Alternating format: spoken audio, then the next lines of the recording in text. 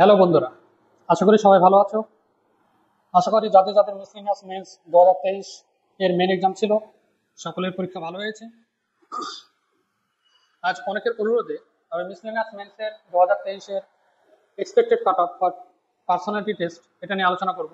আমি এর আগে যে কাট অফগুলো নিয়ে আলোচনা করেছি সেগুলোর পরীক্ষা আমি সবগুলোই দিয়েছিলাম।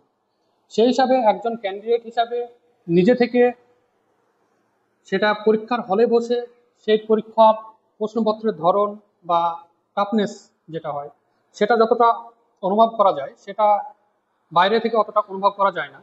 তবু আমি এই লাস্ট দু একদিনে যত সময় পেয়েছি একটু দেখার চেষ্টা করেছি, কোশ্চেনটা ভালোভাবে অ্যানালাইসিস করার চেষ্টা করেছি। সেই হিসাবে আমি একটা কাট অফ এখানে প্রেডিক্ট করব। কাট অফ প্রেডিক্ট করার আগে পুরনো যে পরিসংখ্যানটা আছে সেটা আমরা একটু দেখে নিই, তারপর আমরা এবারে কোশ্চেনের মান বা কোশ্চেনের কিরকম একটা সেফ স্কোর হতে পারে সেটা নিয়ে আমরা আলোচনা করব। ঠিক আছে, এখানে দেখো 2018 সালে সেবার মেন দিয়েছিল 12,480 জন, আর এবার মেন দিয়েছে দেখো 10,229 জন। মানে খুব বেশি হেরফের নেই, 1-1.5 2,000-এর হেরফের। 2019 সালে মেন দিয়েছিল 4,460 জন। এবার তোমরা যদি দেখো 2018 সালে ভ্যাকান্সি ছিল 1535টা, সেই হিসাবে দেখেছিল 3,920 জন পার্সোনালিটি টেস্টে দেখেছিল। 2019 সালে 482টা ভ্যাকান্সি ছিল, সেই অনুযায়ী 1,696 জন দেখেছিল। একটা কথা মাথায় রাখতে হবে, তখনও পর্যন্ত পিএসসি কিন্তু ভ্যাকান্সি ডিক্লেয়ার করতো না কিছু, এবারও ডিক্লেয়ার করেনি। কিন্তু এবার যা ডব্লিউবিসিএস যে ট্রেনটা শুরু হয়েছে, আমার মনে হয় পিএসসি ভ্যাকান্সি পার্সোনালিটি টেস্টের সময় এক প্রকার ডিক্লেয়ার করে দেবে। ঠিক আছে, এগুলোতে কি হতো মানে শেষ পর্যন্ত একবার পার্সোনালিটি টেস্ট নিয়ে নেওয়ার পরেও অনেক সময় ভ্যাকান্সি রিপোর্ট হতো, তখনও নিয়ে নিয়েছে আমার যেটুক খবর আছে। সেই হিসাবে দেখো 1535-এ 3920-তে 1535-তে ভাগ করো, দেখো 2 পয়েন্ট কত হচ্ছে, হ্যাঁ 2.5 এর কাছাকাছি হচ্ছে। মানে এটা তো কয়েকটা ফেজে হয়েছিল, 4-5টা করে ফেজে হয়েছিল 3,920 জনের ইন্টারভিউ, হ্যাঁ পার্সোনালিটি টেস্ট। তো এবার এই 19,482টা ছিল, সেই অনুযায়ী 1,696 জন ডেকেছিল। এখানে দেখো আবার 1:3 বেশি হয়ে যাচ্ছে। হ্যাঁ, ও তখন অনুমান করে রাখ, কিন্তু এখন যে ট্রেনটা 22-এ শুরু হয়েছে, 22-এর মেন্সে ডব্লিউবিসিএস এ, সেটা যদি জারি রাখি তাহলে এটা ভবিষ্যতে হয়তো এটা জারি থাকবে। আর তখন ভ্যাকান্সি ডিক্লেয়ার করে দিলে তখন ওই 1:3 কাছাকাছি থাকবে। এবার ভ্যাকান্সি অনেকে বলছে 900-র কাছাকাছি আছে, 950, 950 ধরে চলো। ঠিক আছে, সেই হিসাবে আমি কাট অফটা প্রেডিক্ট করবো। তো 18 সালে দেখো কাট অফ কত গেছিল, 243 গিয়েছিল আনজামে কাট অফ। সেবার তো আমি মেন দিয়েছিলাম, আমি 241 পেয়েছিলাম, আমি পাস করতে পারিনি। ঠিক আছে, তো 241 পেয়েছিলাম, পাস করতে পারিনি। সেবার 243 গিয়েছিল। সেবার দেখো ওবিসি এর কাট অফের ডিফারেন্সটা ছিল, ওবিসি বি এর কাট অফের ডিফারেন্সটা ছিল 225 আর 215, এসসি 203, এসটি 195। ইডব্লিউএস তো তখন ছিল না। 2019 সালে যদি দেখো 2019 সালে সেটা 248, 248, 248, মানে তিনটে কাট অফ সমান করে দিয়েছে, ওবিসি ওবিসি। কিন্তু 18তে এই ডিফারেন্সটা ছিল। আর এসসি দেখো আগের বার ছিল 203, হুট করে 245 হয়ে গেছে। ভাবতে পারছো, মানে 203 ছিল, সেখান থেকে অনেকটা, মানে দেখো আনরিজার্ভ কাট অফ 5 বেড়েছে, কিন্তু এসসি কাট অফ 42 বেড়ে গেছে। এসটির কাট অফ খুব বেশি বাড়েনি, 195 থেকে 207, ওই 5 আর 7 12 বেড়ে গেছে। তো অনেকে বলছে যে 19-এর খাতাতে তখন কোভিডের সময় ছিল, কোভিডের সময় থাকার ফলে স্কুল টিচাররা খাতা দেখছে, অধ্যাপকরা পুরনো যারা অভিজ্ঞ অধ্যাপক তারা খাতা দেখেনি। সে স্কুল টিচার দেখুক অধ্যাপক দেখুক, ভ্যারিয়েশন তো হচ্ছে। 2022-এর মেন্সে দেখো ভ্যারিয়েশন তো হচ্ছে। আর এতজন ক্যান্ডিডেট মেন্স দিয়েছে, ভ্যারিয়েশন হবে, কিছু করার নেই, কিচ্ছু করার নেই। তাহলে সে কম্পিউটারে মানে রোবট দিয়ে খাতা দেখতে হবে, তাহলে ভ্যারিয়েশন হবে। সেটা তো এই সাহিত্যের যে এগুলো আছে, লেখাগুলো আছে, সেগুলো তো রোবট দিয়ে তাদের অনুভবটা ফিল করানো সম্ভব না। তো এখানে ভ্যারিয়েশন হবেই। আর একটা ফ্যাক্টর যেটা অনেকেই মিস করে যাচ্ছে বা ধরছে না ভাবতের মধ্যে, সেটা হচ্ছে ইডব্লিউএস। ইডব্লিউএস 18-19 ছিল না, সেটা ইডব্লিউএসটা এবার 10%, তাই তো 10% ইডব্লিউএস এর যে সংরক্ষণ আছে সেই অনুযায়ী তোমরা দেখেছো যে 84 মাত্র কাটা গিয়েছে ফিল্মসে, মিসলিনিয়াসের ফিল্মসে। তো সেটার এফেক্ট তো মেন্সে পড়বে না, তো সেই সব ক্যান্ডিডেটরা তো আবার জবও পাবে। তো মেন্সে এবং সেই 10% তারা যদি 900 সিট থাকে, সেখানে এই 90টা সিট তারা ইডব্লিউএস নিয়ে নেবে, আর 90টা সিট কাটবে কোথা থেকে? এখানে ধরো যদি ইডব্লিউএস আসার আগে 450 আনরিজার্ভ থাকতো, তাই তো? অর্ধেক আনরিজার্ভ থাকে সাধারণত। তো 450 আনরিজার্ভ থাকতো, সেটা এবার 90টা কেটে যাবে। এই 90টা কোথা থেকে কাটবে? এই 450 থেকে কাটবে। এই 90টা এই 450 থেকে কাটবে, তখন এই এর ভ্যাকান্সি চলে আসবে কত? 360। আনরিজার্ভ 360 হয়ে যাবে। তো সেই হিসাবে এই ইডব্লিউএসি ইডব্লিউএসি মানে কাট অফ 10-15 বাড়িয়ে দেবে। কাট অফটা 10-15 ইডব্লিউএসি বাড়িয়ে দেবে।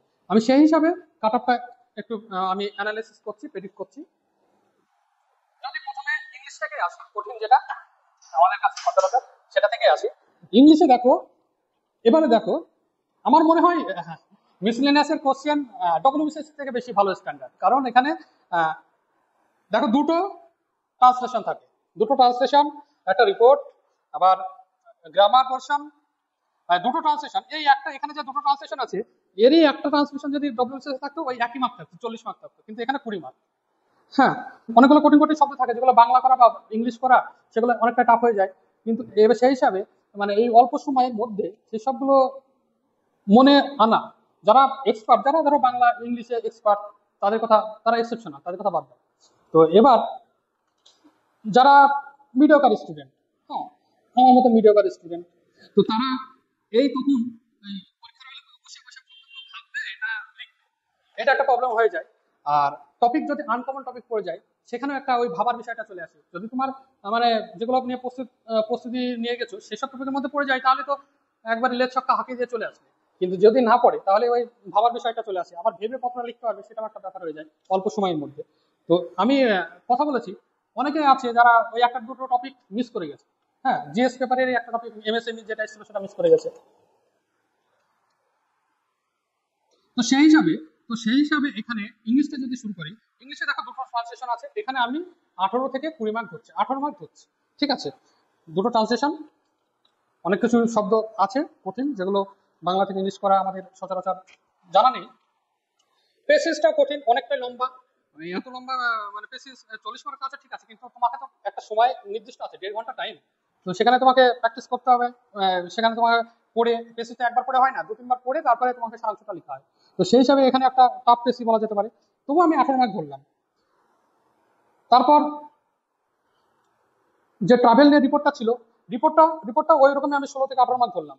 ট্রাভেল সবাই তো মানে ট্রাভেল করে না, আর সবাই সেই অ্যাসপেক্টটা জানে না। ট্যুরিজম নিয়ে সবাই পড়েছে, ট্রাভেল নিয়ে কেউ পড়েনি।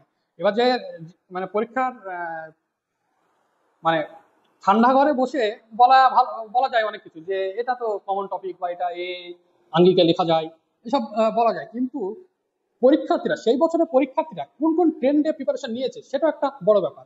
সেটা জিএস পেপারে আসছে, তখন তোমরা আরো ভালোভাবে বুঝতে পারবে। মানে এইসব টপিকগুলো কিন্তু কেউ পড়েনি, এই ট্রাভেল নিয়ে মানে একটা ভাবুক টপিক যে এসছে, এবার দেখবে বাংলাতে যা এসেছে আলোচনা করছি। তো সেই হিসাবে এইসব টপিকগুলো কেউ পড়েনি, 16 থেকে 18 মার্ক আমি ধরলাম।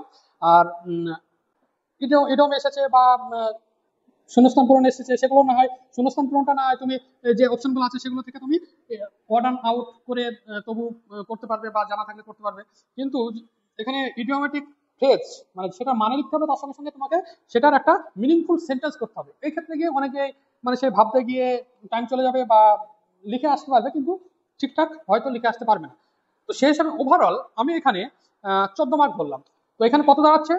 18, প্রথমে 18, পরে 18 ধরেছি, মানে পেসিজে যেহেতু ওই টাইটেল একটা মার্ক থাকে সেই হিসেবে 18 ধরেছি, তারপরে রিপোর্টে 16 ধরেছি, আর এখানে 14, টোটাল 68। ইংলিশ পেপারে গেল টোটাল 68। এবার কেউ এক্সেপশনাল যারা থাকে তারা এখানেই 100 পেয়ে যাবে, কেউ আবার 40ও পাবে। হ্যাঁ, তো আমি একটা অ্যাভারেজ মার্কটা ধরছি, কাট অফ মার্ক তো অ্যাভারেজ যে মানে বেশি ডমিনেন্ট যে সেখান থেকেই সেখানে কাছাকাছি হয়, সেই হিসাবে আমি অ্যাভারেজ মার্কটা ধরেছি। এবার যদি আমরা বাংলাতে আসি, বাংলাতে দেখো এখানে ওই একটা সাংস থাকে যেটা, সেটার আমি 20 ধরলাম 40-এর মধ্যে। তারপর এখানেও দেখো দুটো বাংলায় অনুবাদ আছে, এখানে 24, আমি বারবার 24 ধরলাম। বাংলা ইংলিশ থেকে বাংলা করতে যেহেতু অনেকটাই ইংলিশ টু বেঙ্গলি করা, বেঙ্গলি টু ইংলিশ করা থেকে অনেকটাই আমাদের কাছে সহজ মনে হয়, যেহেতু আমাদের মাতৃভাষা বাংলা। তো সেই হিসাবে এখানে আমি 24 ধরলাম, দুটোতে 12-12 24 ধরলাম। আর এখানে কোনো একটা লীলা রয়ের ক্র্যাক ডব্লিউবিসিএস এর ট্রান্সলেশন থেকে কমন এসছে এরকম শুনলাম, তো আমি 24 ধরলাম। এবার তারপরে টপিকটা আসো বাংলা ভ্রমণ সাহিত্য, আর আরেকটা হচ্ছে ক্রীড়া সাংবাদিকতা বনাম ক্রীড়া কেন্দ্রিক সাহিত্য। দুটোই সাহিত্যের বিষয়, অনেকটা ভাবুক বিষয়। তুমি এমন ভাবো না যে তুমি ক্রিকেট খেলো বলে হুট করে বা ক্রিকেট লাভার বলে সেখান থেকে লিখে দিলে, সেসব না। একটা ব্রড অ্যাসপেক্টে দেখতে হবে। এখানে সাংবাদিকতা এখন যেটা হচ্ছে যে একজন প্লেয়ারের ধরে নাও তাকে তার পার্সোনাল লাইফ হ্যাম্পার হয়ে যাচ্ছে অনেক ক্ষেত্রে, তাই না?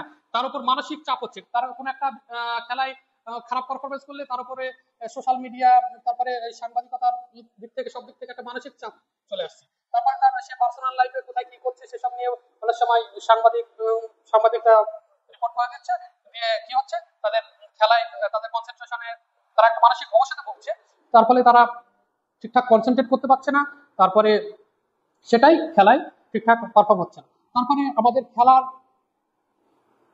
যে বিভিন্ন রকমের হয় ইভেন্ট গুলো হয়, সেই ইভেন্ট গুলোর যে অ্যাকচুয়াল তাৎপর্য কি সেসব সাংবাদিকরা কতটা মানে লং টার্ম অ্যাসপেক্টে কি তার প্রভাব আছে গোটা ইন্ডিয়া গোটা ওয়ার্ল্ডে, সেসব নিয়ে কতটা তারা সাংবাদিক সংবাদ পরিবেশন করছে, সেসব নিয়ে একটা ব্রড অ্যাসপেক্টে লিখতে হবে। আর বাংলা ভ্রমণ সাহিত্য এটার ওই কাকাবাবু বা জটায়ু এসব লিখে দিয়ে চলে আসবো সেসব তো হবে না। বাংলা ভ্রমণ সাহিত্য আলাদা আলাদা অনেক লেখক আছে, যেমন সঞ্জীব চট্টোপাধ্যায় একজন ভালো লেখক ভ্রমণ সাহিত্যে। তো এরকম কিছু লেখকের নাম এবং তাদের যে তাদের সৃষ্টি যে গ্রন্থগুলো আছে সেগুলো সম্পর্কে যদি আমরা লিখে আসতে পারি তবেই হবে। এবার কিন্তু এটা সচরাচর তোমার ওই 100%-এর মধ্যে 5% মানুষজন হয়তো মানে ছাত্রছাত্রী হয়তো জানে। আর এই দুটো টপিক আমি হলপ করে বলতে পারি এবার কেউ প্রিপেয়ার করে যায়নি, সব ওইখানে ভেবেই লিখতে হয়েছে। তাই একটা জিনিস ভেবে লেখা অনেকটাই একটা লিমিটেড টাইমের মধ্যে অনেকটাই কঠিন আছে। আর অশুদ্ধি সংশোধন যারা ভালো প্র্যাকটিস করেছিলে তারা তো নিশ্চয়ই পারবে। দু একটা হবে, যেমন নিঃশ্বাস যেটা আছে সেটা আমি পরে দেখলাম, নিঃশ্বাস যেটা আছে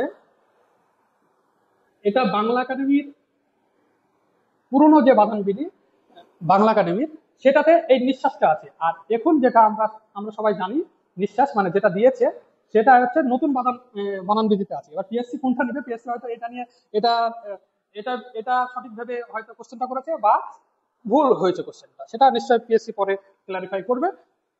তো এরকম কনফিউশন দু একটা আছে, দু একটা সিলেবাসটিকও হবে, দু একটা ভুলও হবে, কারণ বাংলাটা আমরা সবসময় প্রিপারেশন নিই না, বাংলাটা শুধু এই এক্সামের জন্যই স্পেশালি প্রিপারেশন নেওয়া হয়েছে। তো সেই হিসাবে আমি একটা মার্কস ধরেছি 22, আর তার আগের যে বাংলা ভ্রমণ সাহিত্য এটাতেও আমি 20-22 ধরেছি। ঠিক আছে, মানে বাংলা যেহেতু বিষয় সেই হিসাবে আমি ধরেছি। তবু এগুলো যদি তুমি হিসাব করো ওই 88 থেকে 90 এর কাছাকাছি হচ্ছে টোটাল। ঠিক আছে, 88 থেকে 90 এর কাছাকাছি হচ্ছে। তাহলে ইংলিশে হলো 68, বাংলায় হলো 88 থেকে 90। এবার তুমি যদি জিএস পেপারে আসো, জিএস পেপারে প্রথম ডেসক্রিপটিভ পার্টে আসি, ডেসক্রিপটিভে প্রথম কোশ্চেনটা আছে এমএসএমই চ্যালেঞ্জ এটা নিয়ে। এটা 95% স্টুডেন্ট তারা প্রিপেয়ার হয়ে যায়নি। তুমি যদি আমি সবাইকে জিজ্ঞেস করি যে এমএসএমই যে তিনটে ভাগ মাইক্রো স্মল আর মিডিয়াম, তিনটে ভাগের কি ক্রাইটেরিয়া, সেটাই কেউ বলতে পারবে না, আমি হলপ করে বলতে পারি। আর এটা সম্ভবও না, সবসময় মনে রাখা সম্ভবও না। ঠিক আছে, তো সেসব এইসব এই যে ভাগগুলো এগুলো তো লিখতে হবে। আমাদের টোটাল ইন্ডিয়াতে এমএসএমই কতটা প্রভাব, কত লাখ মানুষজন এখানে এনগেজ আছে, তাই না? তো সেসব তো লিখতে হবে। সেসব ডেটাগুলো আমার মনে হয় কেউ রেডি করে যায়নি। যে রেডি করে গেলেও কেউ সেই এক্সেপশনাল দু একজন, কিন্তু এক্সেপশনাল দু একজনের ভিত্তিতে তো কাট অফ হবে না, নির্ণয় হবে না। তো এখানে এই 1 নম্বরের কোশ্চেনটা যেহেতু করতেই হবে, এখানে মানে ছেড়ে আসার কোনো উপায় নেই। তবু আমি দেখেছি, আমি কথা বলেছি যে কয়েকজনের সঙ্গে, দু একজন এই কোশ্চেনটা পুরোটাই ছেড়ে এসেছে, মানে ও বুঝতে মানে বলছে যে স্যার আমি তো এটা সম্পর্কে কিছু জানি না, কি লিখবো, কি বানিয়ে বা কি লিখবো, সেই হিসাবে ছেড়ে চলে এসছে। মানে বাকি কোশ্চেন আছে, তারপরে ম্যাথ আছে, সেই সব দেখে যে ওসবগুলো করি তাই ছেড়ে দিয়েছে। তবু আমি একটা অ্যাভারেজ 8 মার্ক ধরলাম, 20 মার্কের মধ্যে 8 মার্ক ধরলাম। 8 মার্ক মানে মোর দ্যান মানে অ্যাভারেজ। তুমি যদি দেখো 2018 মার্কস গুলো দেখবে যে 14, 15, 20 এরকম পেয়েছিল 50-এর মধ্যে। ঠিক আছে, কিন্তু পরীক্ষা দিয়ে অনেকে এক্সপেক্ট করেছিল যে আরো বেশি পাবে। সেবার তো অন বেল্ট অন রোড ছিল, বা হ্যাঁ অন বেল্ট অন রোড ছিল 19-এ, আর 18-তে ছিল রোহিঙ্গা ইস্যু ছিল, সেগুলো তো হট টপিক ছিল। হ্যাঁ, তো সেই হিসাবে এবার তো হট টপিক না, তবু আমি 8 ধরলাম। তারপরে ওই যে মাইগ্রেন্ট লেবারের সমস্যা, এটা আমি বলেছিলাম, আমার যে সাজেশন দিয়েছিলাম সেখানে আমি বলেছিলাম মাইগ্রেন্ট লেবারের এটা ভেরি ভেরি ইম্পর্টেন্ট। তারপরে সমষ্টি রিসেন্ট স্কিম লঞ্চ করেছিল, সেটা নিয়েও আমি বলেছিলাম যে এটা লিখে আসবে। তো এটা কমন চলে এসেছে, তো এটা অনেকে লিখতে পারবে। এটাতে আমি 9 থেকে 10 ধরো, এটা 9 থেকে 10 ধরো। 20 মার্কে 15 মার্কের মধ্যে কত দেবে? 9 ধরো, 15 মার্কের মধ্যে 9 দেওয়া হবে। তারপরে আর যে টপিকগুলো আছে, আত্মনির্ভর ভারত, সেলফ রিলায়েন্ট ইন্ডিয়া, এটা যারা পড়ে থাকবে তারা পারবে। ডিজিটাল ইন্ডিয়া মুভমেন্ট, এখানে আমি ওই এআই, তারপরে ইন্ডিয়ার যে কোয়ান্টাম প্রজেক্ট নিয়েছিল, এই সবগুলো আমি বলেছিলাম। ওভারঅল যদি একটু পড়ে থাকো তাহলে লিখে আসতে পারবে। তারপরে collective support in international forum on issue of border dispute and confederation in Ladakh. Ladakh related এটা কোশ্চেন। লাদাখে যেটা প্যাংগং ভ্যালিতে হয়েছিল আমাদের 2020 সালে, যে দুই দুই দেশের মধ্যে যে একটা কনফ্লিক্ট হয়েছিল, সেটা নিয়ে এসেছে। সেটার ভিত্তিতে আমরা গোটা ওয়ার্ল্ড ওভারে আমরা বেশি ফেভার পাচ্ছি, সেটা আমাদের যে জেনুইন কালেক্টিভ সাপোর্ট পাচ্ছি সেটা নিয়ে এসেছে। তো আমি ইন্ডিয়া চায়না বর্ডার ইস্যু নিয়ে আমি বলেছিলাম, তো সেটা চলে এসেছে। তাহলে আমি দুটো টপিক, আমার যে টপিকগুলো বলেছিলাম সেখান থেকে দুটো টপিক এখানে ধরে নাও এসেছে। হ্যাঁ, তো এটা যারা পুরনো খেলোয়াড় তারা এটা লিখে আসতে পারবে ভালোভাবে, আর যারা নতুন খেলোয়াড় তারা এটা রেডি করে যায়নি, আমি হলফ করে বলতে পারি। তো এটাও আমি ওই 15 মধ্যে 8 ধরলাম, বেশি ধরলাম, ঠিক আছে, 8 ধরলাম। আর আমি বেশি বেশি করে ধরছি কারণ আমি এই ইডব্লিউএস এর যে 10% রিজার্ভেশন, এটা নিয়েই, এটার ভিত্তিতেই আমি 10-15 নাম্বার বেশি কাট অফ যাবে, সেই হিসাবে আমি ক্যালকুলেশনটা করছি, ঠিক আছে। তারপরে দেখো অ্যাব্রিভিয়েশনে ওই MCC, এটা ওয়ার্ড একটা অ্যাব্রিভিয়েশন, আর বাকি যে 4টি ছিল সেই 4টি অ্যাব্রিভিয়েশন সবাই পারবে। তবু অনেকে গ্রামকে গ্রামীণ করে এসেছো। UNFCCC ওটার প্রিপোজিশনে অনেক সময় ভুল করে দিয়েছো, মানে United nation framework convention on climate change and framework convention on climate change. তো এখানে অনেকে এদিক ওদিক করে দিয়েছো, মানে এটা হয়, সিলি মিস্টেক হয়। তারপর SEBI securities and exchange board of India, এখানে অনেক সিকিউরিটিজ এর জায়গায় সিকিউরিটি করে দিয়েছে। এটা হয় কিছু মিস্টেক, সিলি মিস্টেক। তো ওভারঅল এখানে 10-এর মধ্যে আমি 8 ধরলাম। তারপরে দেখো যে প্রকল্পগুলো আছে, প্রকল্পগুলো এখানে তোমার উজ্জ্বলা আর প্রধানমন্ত্রী জনধন যোজনা, এই দুটো মোটামুটি, আর Mahatma Gandhi rural employment guarantee act আর প্রধানমন্ত্রী জনধন যোজনা, এই দুটো মোটামুটি সবাই পারবে। আর বাকিগুলো মানে মনে করা টাফের বিষয় আছে, যদি তোমরা রেডি করে থাকো, যে 19 সালে যেহেতু এসেছিল সেই হিসাবে সবগুলো যে রেডি করে থাকো, তবে কিছুটা পারা যাবে। তবে উজ্জ্বলাটাকে অনেকে উজ্জ্বলা যে যোজনা, যেটা গ্যাসের, এটা হচ্ছে এলইডি বাল্বের। আর আরেকটা আছে উজ্জ্বলা যোজনা, সেটা হচ্ছে হর ঘর গ্যাস দেওয়ার যে যোজনা, এলপিজি সিলিন্ডার। তো এই দুটোর মধ্যে অনেকে ভুলে ফেলেছে, তো অনেকে ভুল করে চলে এসেছে। তবু আমি এখানে 4 ধরছি, 4 মার্ক ধরছি 10-এর মধ্যে। তারপরে যেটা আছে ওই বিভিন্ন প্রকল্প বা কি কোথায় হয়েছে, এখানে দেখো ওই পয়খান জয়কাওয়াটি হাইওয়ে প্রজেক্ট, এটা ওই গোদাবরী রিভারে আছে, এটা আগের অনেক এক্সামে এসছে আর চর্চায়ও আছে। তো সেই হিসাবে এটা অনেকে পারবে। আর Nilgiri hill in south India, এটা ওই পলাক্কার গ্যাপ, এটা অনেকে পারবে। তারপর বায়োডাইভার্সিটি হটস্পট, এটা 4টে। তো এই 3টে, আর লায়নের ক্যাপিটাল একটা সারনাথ, অশোকা, এই 4টে। তারপরে যেটা আছে সেটাও যারা অ্যানথ্রোপোলজির স্টুডেন্ট, মানে ডব্লিউবিসিএস তারা পারবে, জিওগ্রাফি স্টুডেন্ট তারা পারবে, শিফটিং কাল্টিভেশন। তো সেই হিসাবে আমি ওভারঅল, সবাই তো সবগুলো পারবে না, ওভারঅল একটা অ্যাভারেজ আমি 6 ধরলাম। তারপর যেটা আছে ওই ইন্ডিয়ান মিসাইল, এটা কেউ পারবে না, অনেকদিন আগকার কারেন্ট অ্যাফেয়ার্স। তারপরে নাবার্ড, এটা আগকার কারেন্ট অ্যাফেয়ার্স। তারপরে অ্যান্টোনিও গুটারেস, এটাও পারবে না আশা করি কেউ। তারপর স্পেশাল ড্রয়িং রাইট, এটা পারবে সবাই। তো আর রাজ্যসভা, এটা সবাই পারবে। তবু শুধু একজন ভুল করে আসবে, কি যে ধরে নাও ইউনিয়ন টেরিটরি অফ দিল্লি পদচিরি, এটা বললো না, বললো যে রাজ্যগুলোর বিধানসভা থেকে নির্বাচিত হয়। তো এখানে আমি ওভারঅল 4 নাম্বার ধরলাম। তারপরে যেটা আছে সেটা অনেকটাই টাফ আছে, সেটা দিয়ে মানে সবাই পারবে না ধরে নাও। ওই লক্ষাদ্বীপ আমেন্দায় মিনিকয় আমেনদ্বীপী কবে চেঞ্জ হয়, এটা মনে রাখা সত্যি টাফ। 1973 সালে হয় পুলিৎজার প্রাইজ, এটাও স্ট্যাটিক জিকের পুরো কোশ্চেন, মানে কেউ যদি স্ট্র্যাটেজি খুব ভালোভাবে পড়ে তাহলেই পারবে। 1914 না 1917 সালে ছিল। তারপর পানামা ক্যানেল, এটাও পারবে না ধরে নাও। ওল্ডেস্ট, মানে এটা অনেকে ভুল করে এসেছে, যে ইউএসএ যেদিন ট্রান্সফার করেছে পানামাকে সেই ডেটটা সেই 1999টা অনেকে বলে দিয়েছে, লিখে এসছে। তো এটা তো হবে না, মানে যেদিন যখন তৈরি হয় পানামা খাল সেটা লিখতে হবে। তারপর ওল্ডেস্ট সাইন্টিফিক ডিপার্টমেন্ট, এটা অনেকে তোমার এশিয়াটিক সোসাইটি বা কি লিখে এসেছে। তারপরে আর্কোলজিক্যাল সার্ভে অফ ইন্ডিয়া, এইসব আর্কোলজিক্যাল সার্ভে অফ ইন্ডিয়া এটা লিখে এসছে, কিন্তু এটা হবে, এটা কি হবে, এটা হবে সার্ভে অফ ইন্ডিয়া। এটা আমরা পরে পরীক্ষা পরে জানলাম। উপরে যেটা কোশ্চেন আছে, part of plant evaporate water, এটা সায়েন্সের স্টুডেন্টরা পারবে। হ্যাঁ, কিন্তু আর্টসের স্টুডেন্টদের কাছে এটা অনেকে হয়তো টিপ লিখে চলে আসবে, স্টোমাটা না লিখে, ঠিক আছে। তো সেই হিসাবে আমি এখানে নাম্বার ধরে নিই। সেই হিসাবে দেখো এখানে ডেসক্রিপটিভ পার্টে 22 আর অবজেক্টিভ পার্টে এখানে 25 নাম্বার, না এখানে অবজেক্টিভ পার্টে 22 আর ডেসক্রিপটিভ পার্টে 25 নাম্বার ধরছে, তো টোটাল 47। তো এখানে যা অনেকে আছে এক্সপার্ট যারা, তারা মানে খুব ভালোভাবে এই স্ট্র্যাটেজিক পোর্শনটা পড়েছে, স্কিম টু স্কিম, তারপরে ফুল ফর্ম এগুলো পড়েছে, তারা অনেকে এখানে 60+ স্কোর করবে। কিন্তু আমি এভারেজ যে স্কোরটা সেটা এখানে ওই 47 আমি ধরলাম।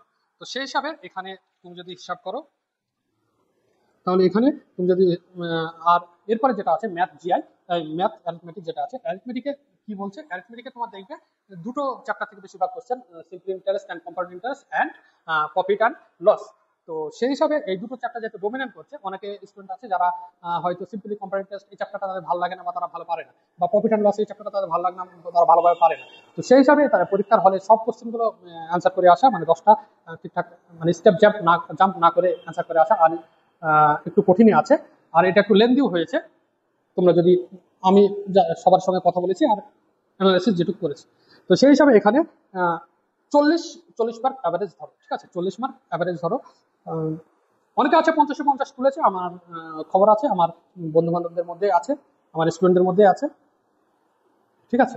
তো সেখানে সেই হিসাবে এরা এরা তো এগিয়ে থাকবে, 10 মার্কের এখানে এগিয়ে গেল অন্যান্য স্টুডেন্টদের থেকে। তো সেই হিসাবে এখানে তার কত আছে, 40 মার্ক যদি অ্যাডমিটকে ধরি, আর 47 মার্ক ওখানে আমার জিএস ডেসক্রিপটিভ প্লাস অবজেক্টিভ, তাহলে 87 নাম্বার দাঁড়াচ্ছে।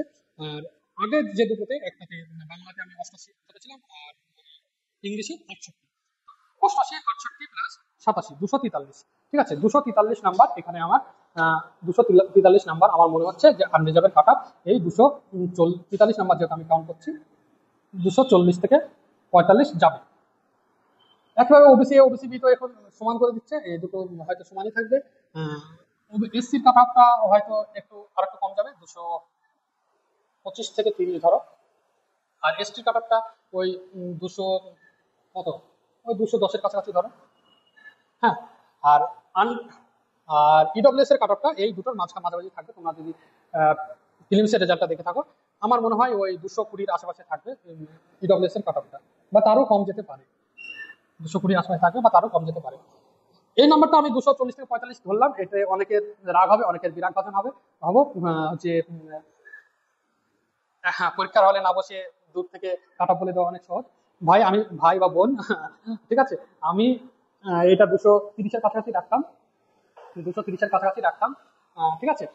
কিন্তু এখানে আমার যে একটাই ফ্যাক্টর, এখানে হচ্ছে ইডব্লিউএস ফ্যাক্টর 10 থেকে 15 মার্ক, এই 10% যেটুকু রিজার্ভেশন, এটা not a job, matter of job, কারণ 900টা ভ্যাকান্সি থাকলে 90টা এখান থেকেই নিয়ে নেবে, সেটা আনরিজার্ভ থেকেই যাবে। তো সেই হিসাবে আমার এটা মনে হয়েছে আনরিজার্ভ থেকে যখন চলে যাবে, তখন অন্যান্য ধরে নাও ওবিসি ক্যান্ডিডেট সেটা আনরিজার্ভে ঢুকে যেত, তাদের ক্ষেত্রে ঢোকা মানে আনরিজার্ভে ঢোকা পসিবল হবে না তাদের যোগ্যতায়, তখন সেই সেই সব ওবিসি বা এই এসসি এসটি এইসব রিজার্ভ ক্যাটাগরিগুলোতে কম্পিটিশনটা হবে, কম্পিটিশনটা কম হবে শুধু এই ইডব্লিউএস, ঠিক আছে। তো সেই হিসাবে আমি 10 থেকে 15 নাম্বার বেশি ধরেছি।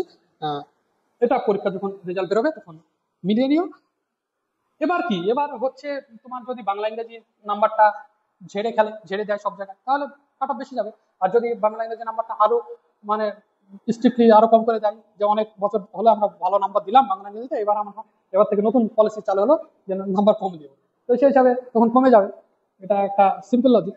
আর কি, আর হচ্ছে ডেসক্রিপটিভ, এখানে ধরো 290 নাম্বারে হচ্ছে ডেসক্রিপটিভ পেপার, যদি হিসাব করো 50 30 শর্ট 30-60 আর 50 মানে হচ্ছে 110, আর হ্যাঁ 110 বাদ দাও যদি, তাহলে এখানে 340 মার্ক হচ্ছে ডেসক্রিপটিভ, হ্যাঁ ম্যাথটা ডেসক্রিপটিভে ধরতে হয়। তো 340 মার্ক ডেসক্রিপটিভ, তো ডেসক্রিপটিভের পেপারে পুরোটাই কাটা প্রেডিকশন একটা কঠিন ব্যাপার, এখানে নাম্বার কিরকম দিবে তার উপর নির্ভর করছে, ঠিক আছে।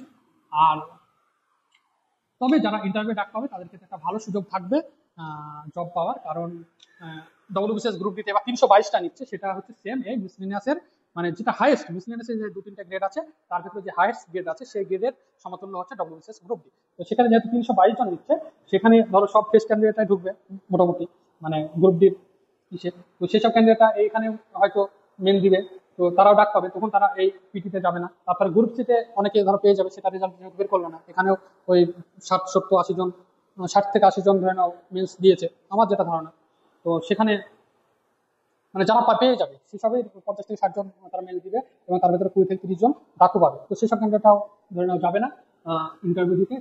তার সঙ্গে সঙ্গে আরো অন্যান্য পরীক্ষা যদি পেয়ে যায়, যেহেতু এটা দীর্ঘসূত্রিতা পিএসসি কাজ করে 1 থেকে 2 বছর সময় এমনিতে নিয়ে নেয়। তো সেই হিসাবে যারা ইন্টারভিউ ডাকতে হবে তাদের কাছে একটা ভালো সুযোগ থাকবে আশা করি। তো ততক্ষণ পর্যন্ত এটা নিয়ে আর ভেবো না, যা পরীক্ষা দিয়েছো এবার উপরওয়ালার উপর ছেড়ে দাও। উপরওয়ালা যদি লাখে লিখে থাকে, তোমার যে পরীক্ষা দিয়ে এসেছো ওই পরীক্ষার ভিত্তিতে তুমি জবটা পাবে। আর উপরওয়ালা যদি না লিখে, তোমার ওই 0.33 জন্য হয়তো কেটে যাবে, 0.33 বা 0.25 জন্য কেটে যাবে। তো এটা নিয়ে বেশি ভেবো না। আর তুমি যখন মনে হবে যে এবার পিএসসি রেজাল্ট হয়তো ঘোষণা করবে, তার আগে থেকে যদি তোমার মনে হয় যে আমার ডাক পাওয়ার সম্ভাবনা আছে, তবে তুমি পিটির জন্য প্রিপারেট হতে থাকবে, ঠিক আছে? তো এখন আমার যেটা তোমাদের প্রতি সাজেশন হবে যে ফ্ল্যাগশিপ মেন্স সামনেই হয়তো রেজাল্ট দিয়ে দেবে কিছুদিনের মধ্যে, এটা মেন্স নিয়ে তোমার প্রিপেয়ার হও। কারণ এখানে 6টা টপিক থাকবে, এখানে 6টা টপিক থাকবে যেটা 1 ঘন্টায় তোমাকে লিখতে হবে। যারা এর আগে ফ্ল্যাগশিপ দিয়েছো তারা নিশ্চয়ই এটার মূল্য বোঝো যে 1 ঘন্টায় 6টা টপিক লেখা কতটা টাফ একটা বিষয়। মানে ঠিকঠাক লিখে আস, মানে তুমি তো লিখে আসতে পারবে, 1 ঘন্টা 6টা টপিক তো লিখে আসতে পারবে, কিন্তু ঠিকঠাক গুছিয়ে তোমার ভাষার ঠিকঠাক ব্যবহার করে লিখে আসা একটা টাফ আছে, টাফ বিষয় আছে। সেই হিসাবে আমি সাজেস্ট করবো এখানে 6টা টপিক যাতে 1 ঘন্টায় তোমাকে লিখতে হবে, সেখানে তোমার 55 মিনিট ধরে নাও, 55 মিনিট মানে 5 মিনিট তুমি সই করবে, খাতা চাইবে, ওখানে সিগনেচার করবে, কোশ্চেনটা পড়বে, ওসবে লেগে যাবে। 55 মিনিটে তোমাকে, মানে যদি 54 মিনিট ধরো, তার মানে একটা টপিকে তোমাকে 9 মিনিটে লিখে নামিয়ে আসতে হবে। তো সেই হিসাবে তোমরা প্রিপেয়ার হও ফ্ল্যাগশিপের জন্য জোর কদমে। কারণ মেন্সের রেজাল্ট দিয়ে দিলে, প্রিলিমসের রেজাল্ট দিয়ে দিলে মেন্স সাধারণত বেশি দিন দেয় না পিএসসি। সে ডব্লিউবিসিএস হোক, আর্মি আছে, দেখলে ফ্ল্যাগশিপেও তাই করবে, মানে প্রিলিমসের রেজাল্ট বের করতে করতে 14 মাস, কিন্তু মেন্স হুট করে নিয়ে নেবে, ঠিক আছে? তো সেটার জন্য প্রিপেয়ার হও, বেস্ট শেষ রইল। আর অন্যান্য এক্সামের জন্য প্রিপেয়ার হও। আর গ্রুপসের রেজাল্ট, ডব্লিউবিসিএস গ্রুপসের রেজাল্ট হয়তো সামনের সপ্তাহে হয়তো তোমরা আশা করতে পারো, আমার যেটা ধারণা। নীলাদ্রি বাবু হয়তো সেসবই অ্যান্সার দিয়েছেন। বেস্ট শেষ রইল।